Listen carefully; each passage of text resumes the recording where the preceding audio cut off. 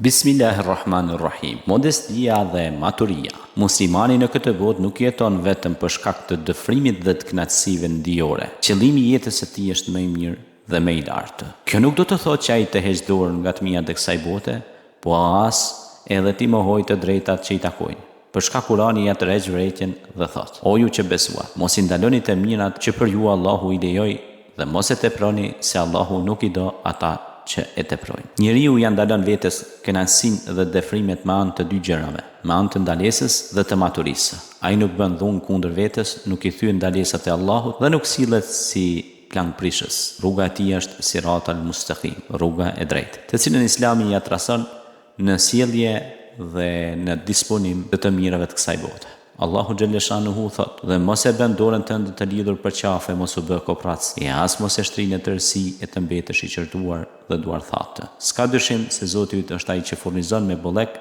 ato që do dhe ja kufizon atij që do. Ai hollësisht di për robët e vet dhe i vështron. Surja Isra 29:30. Muslimani në të njëjtën kohë kujdeset edhe për këtë edhe për botën e ardhshme. Derisa punon për këtë botë, ai nuk i harron obligimet ndaj botës së ardhshme. Kënaqësitë për të në këtë botë janë në shërbim të arritjes së kënaqësisë së Allahut xhaleshanuhu dhe të shpërblimit në botën e ardhshme. Ka disa prej njerëzve që thonë: Zoti ynë na jep ti neve në këtë botë, për ta nuk ka asgjë në botën tjetër. E ka prej tyre asisht që thonë: Zoti ynë na jep të mira në këtë jetë, të mira edhe në botën tjetër dhe na ruaj prej dënimit me zjarr. Të tillët e kanë shpërblimin nga ajo që e fituan. Bekare 200. Luksi nuk është po as që guxon të bëhet qëllimi i jetës. Muhamedi alayhis salam na e tërheq vërejtjen: ruju prej sjelljes luksoze, sepse robët e Allahut nuk janë luksoz. Pasuria përmes së cilës nuk i treguohet për ulje Allahut dhe cila nuk harxhohet në të mirë është dredhi dhe mashtrim i vërtet që shpije në mirim dhe në shkatrim.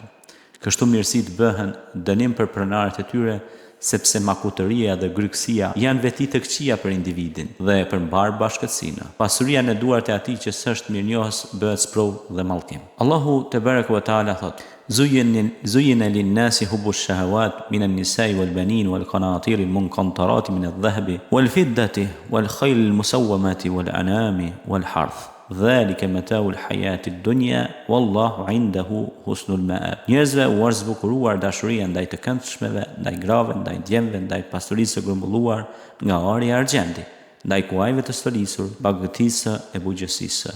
Këto janë kënaqësitë të kësaj bote, po tek Allahu është e ardhmja më e mirë. Surja Ali Imran, ajeti 14 me radhë.